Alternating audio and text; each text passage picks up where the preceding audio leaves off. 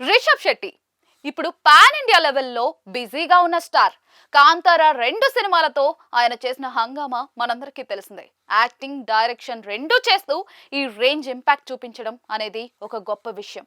అందులో తన సత్తా చాటాడు రిషబ్ శెట్టి. కాంతారాతో నేషనల్ వైడ్ గా క్రేజ్ తెచ్చుకున్న రిషబ్ శెట్టితో తెలుగు మేకర్స్ భారీ సినిమాలు చేస్తూ ఉన్నారు. ఆల్రెడీ హనుమాన్ సీక్వెల్ గా జై హనుమాన్ సినిమా చేస్తూ ఉన్నారు.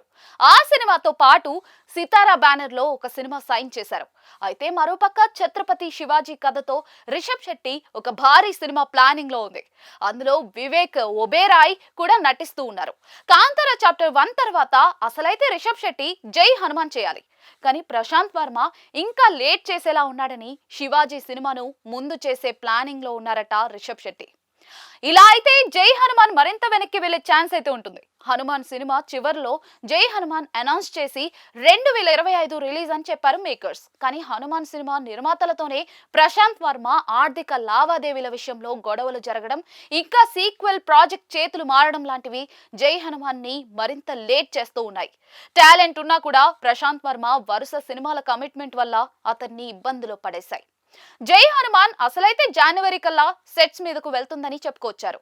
కానీ ఇంకా దానికి సంబంధించిన అప్డేట్ అయితే ఏదీ రాలేదు. ఒకవేళ సినిమా మరింత లేట్ అయ్యేలా ఉందంటే రిషబ్ తన డేట్స్ అన్ని కూడా శివాజీ కథకిచ్చేలా ఉన్నారు. అదే జరిగితే జై హనుమాన్ మరింత లేట్ అయ్యే ఛాన్స్ ఉంటుంది. మొత్తానికి జై హనుమాన్ విషయంలో ఫ్యాన్స్ అంతా ఆసక్తిగా ఉన్నారో అంత వెనక్కి వెళ్తూ ఉంది. రిషబ్ శెట్టి మాత్రం తెలుగులో 2 భారీ ప్రాజెక్టులతో పాటు మరో 2 సినిమాలను ప్లాన్ చేస్తూ ఉన్నారు. ఈ సినిమాలతో నేషనల్ లెవెల్లో రిషబ్ శెట్టి స్టామినా ప్రూవ్ చేయనున్నారు. ప్రశాంత్ వర్మ తన సినిమాల విషయంలో ఒక క్లారిటీ రాలేకపోతే కెరియర్ మీద ఎఫెక్ట్ పడేలా ఉంది. జై హనుమాన్ ని ఎంత త్వరగా మొదలు పెడితే అంత బాగుంటుంది. ఒకవేళ ఆ ప్రాజెక్ట్ ఇంకా లేట్ అయితే మాత్రం ప్రశాంత్ వర్మ రిస్క్ లో పడినట్టే అవుతుంది. జై హనుమాన్ తో పాటు ప్రశాంత్ వర్మ తన సినిమాటిక్ యూనివర్స్ లో మరికొన్ని సినిమాలు ప్లాన్ చేస్తూ ఉన్నారు. ఆల్రెడీ మహాకాళి సినిమాకు ప్రశాంత్ వర్మ కథ అందిస్తున్నాడన్న విషయం మనందరికీ తెలిసిందే.